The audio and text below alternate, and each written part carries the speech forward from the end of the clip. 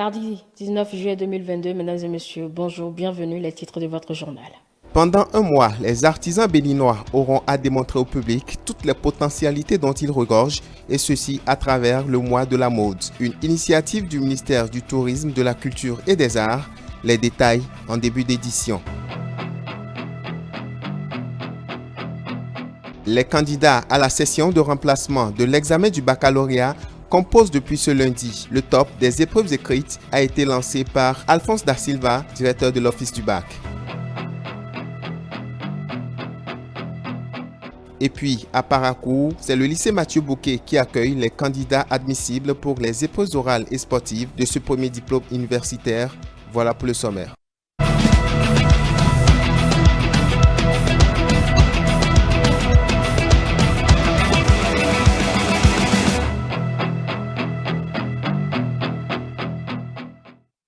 Les créateurs et acteurs de la chaîne de la mode béninoise sont à l'honneur, ceci à travers le mois de la mode qui bat actuellement son plein, un concept qui valorise la créativité des artisans béninois qui travaillent dans ce sous-secteur. À travers cette initiative du gouvernement, les acteurs suivront les conférences et pourront aussi mettre en vente leurs différentes productions donc, compte rendu Jeannot Dopeyon et Estelle Vichirido. L'édition 2022 du mois de la mode s'est ouverte par une séance d'échange entre les mannequins, les photographes, les stylistes et autres acteurs intervenant dans le secteur de la mode. Une initiative du gouvernement à travers le ministère du Tourisme, de la Culture et des Arts dans le but de redynamiser le secteur de la mode au Bénin. Le mois de la mode, c'est une initiative du gouvernement béninois pour montrer chaque année la créativité de toutes les filières qui interviennent justement dans le domaine de la mode, pour qu'eux aussi ils puissent se rencontrer entre corporations et échanger sur la meilleure façon de travailler entre eux pour aboutir justement à une mode béninoise concurrentielle qui peut s'exporter. Du 16 au 31 juillet 2022, les créateurs et passionnés de la mode pourront donc renforcer leurs capacités grâce à des professionnels du domaine, mais aussi présenter leurs chefs-d'œuvre aux visiteurs du village de la mode. Un enseignement axé sur le métier du mannequinat a été donné aux participants. Ces derniers sortent satisfaits des nouvelles compétences acquises. Déjà, c'est un immense plaisir pour moi d'être là. Et c'est aussi une chance pour moi d'assister à cette évolution de la mode béninoise parce qu'on souffre vraiment et on en a besoin. Parce que vraiment, on a besoin de ça.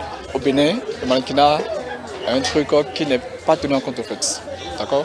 Et grâce à eux, grâce au ministère, je crois que maintenant, on peut avoir ce qu'on peut en fait. Donc franchement, c'est ce moment-là pour nous de vraiment nous rassembler, de pouvoir mettre ensemble notre différents arts et vraiment ensemble pouvoir créer quelque chose de très intéressant. Pour ce mois de juillet, mois de la mode, plusieurs activités sont prévues telles que l'exposition des photos d'hier et d'aujourd'hui, le défilé de la mode qui exposera les nouvelles collections de grands créateurs et accessoiristes béninois. On ouvre une page éducation dans la suite de cette édition. La session de remplacement du bac se poursuit. Les épreuves ont été lancées ce lundi 18 juillet par le directeur de l'Office du baccalauréat au CEG Sainte-Rita, seul centre retenu pour abriter cet examen. Reportage Mathieu Boucan, Melvina Chabi. C'est ici au Collège d'enseignement général Sainte-Rita que se déroulent les épreuves écrites de la session de remplacement du baccalauréat 2022 au Bénin. Et c'est le directeur de l'Office du bac et sa délégation qui ont procédé au lancement des premières épreuves. J'ai rencontré tous les candidats et je crois qu'ils se portent bien au-dessus de la moyenne, ça va. On a en tout 54 candidats répartis en 6 salles. Un candidat par table, des tables vraiment espacées. On a des candidats de la série A1, A2, B, C, D, F3, F4 et G1. C'est une session, pas des malades, session de remplacement. Mais assis à cette session, ceux qui étaient malades avant le bac session normale ou malades pendant le bac de la session normale. Ils sont presque guéris. Ils sont avec nous ce matin. Toutes les dispositions sont prises pour un parfait déroulement de l'examen, rassure le chef centre Mauril Mondé. Il y a des dispositions particulières que le DOP prend par rapport à ces candidats, c'est-à-dire renforcer l'infirmerie. Il y a non seulement l'infirmière, mais il y a tous les produits pour pouvoir les venir en aide s'il y a des difficultés. Au fur et à mesure que les candidats composent, lorsqu'ils finissent de composer, on corrige les copies. Et donc ça sera confondu aux copies de la session normale, si bien que les résultats seront su en bonne et due forme. Les candidats ont 3 jours pour restituer leurs connaissances dans les différentes matières qui leur seront proposées. Et pendant ce temps, dans le même centre, les candidats qui ont été déclarés admissibles sont évalués sur le terrain de sport. Ils planchent pour les épreuves physiques et sportives. Les différentes disciplines sportives se déroulent sans grande difficulté, ont pu constater nos reporters. Déclarés admissibles à la phase écrite du baccalauréat session 2022, ces candidats sont appelés à affronter les épreuves physiques et sportives. Nous sommes ici au Collège d'enseignement général Sainte-Rita, un des centres retenus pour évaluer les candidats. Permettez que je présente toutes mes félicitations aux candidats qui ont pu tirer leur épingle du jeu, parce que le jeu valait la chandelle, c'est pas facile. Et aujourd'hui, nous avons reçu ces candidats admissibles pour prendre part aux épreuves sportives et tout se déroule très bien, à part ceux qui sont retenus pour les épreuves facultatives de la musique. Tous les autres sont là, sauf les dispensés qui n'ont même pas leur nom sur la liste parce qu'à l'origine, ils étaient dispensés. Voilà un peu ce qui se passe sur le terrain. Ils sont évalués au lancer de poids, à la course, la gymnastique et le saut en hauteur. Je suis agréablement surpris par l'organisation mise en place parce que moi, il y a peut-être 30 ans, j'ai subi aussi ces épreuves-là, mais il y a un développement, une amélioration notable. Je dois dire que les candidats sont disciplinés, ils sont répartis en groupes et aussi on leur permet de faire les exercices dans une discipline vraiment que j'apprécie. Pas d'incident majeur ici au CEG Sainte-Rita. Tout se déroule comme prévu, ont rassuré les examinateurs rencontrés.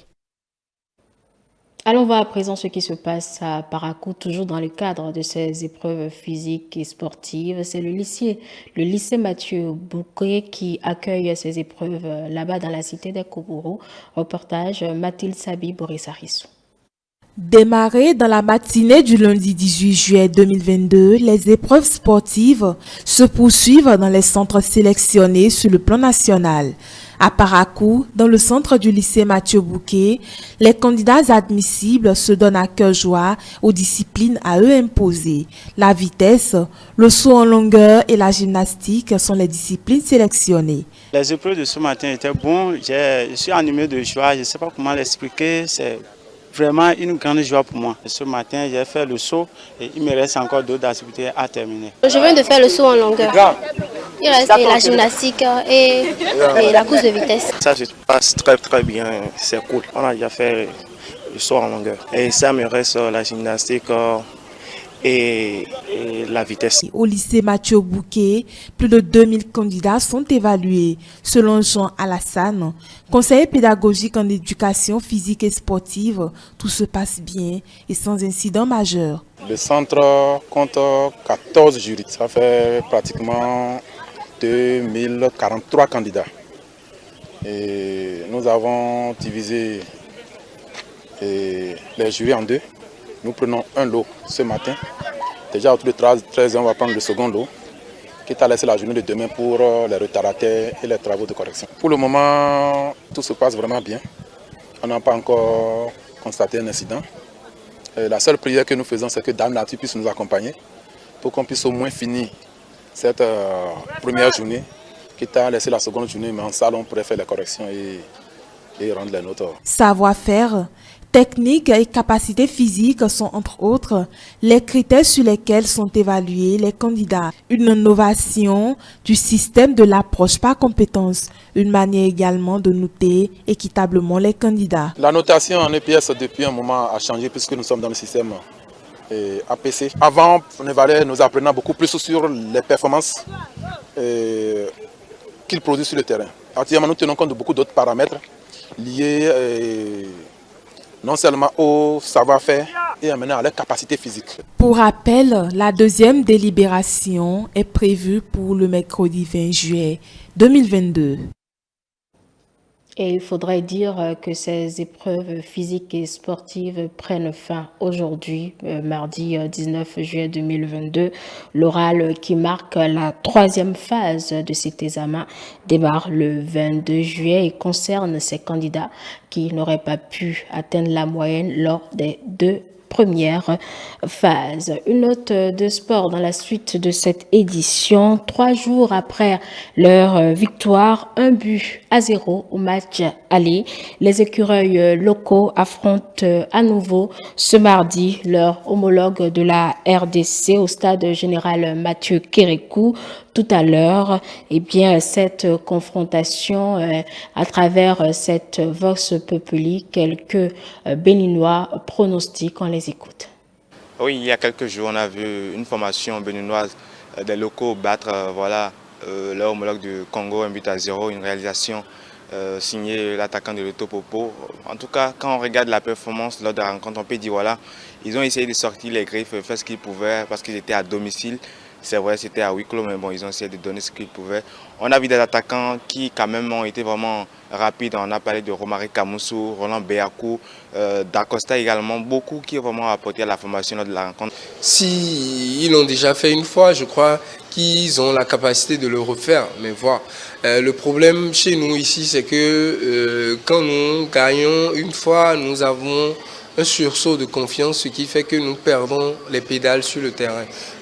Donc je vais juste exhorter la sélection béninoise à garder la tête sur les épaules, à se dire peut-être, à faire table rase sur la victoire d'1-0 et se dire que nous sommes là pour faire une nouvelle victoire. En tant que patriote, on espère une victoire de cette équipe-là contre cette équipe congolaise.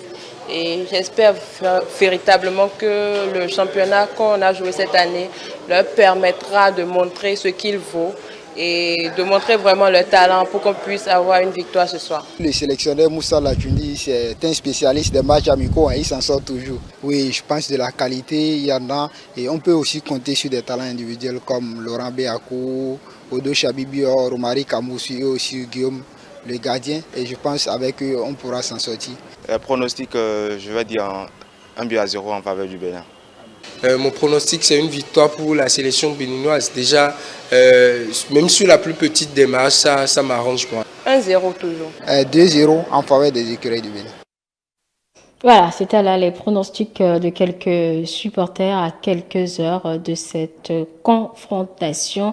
Ils étaient au micro de Moucharaf Soumanou et Estelle Vichoedo. Ainsi se referme cette session d'information. Mesdames et messieurs, merci de nous avoir suivis et passez un très bel après-midi en compagnie du reste de nos programmes.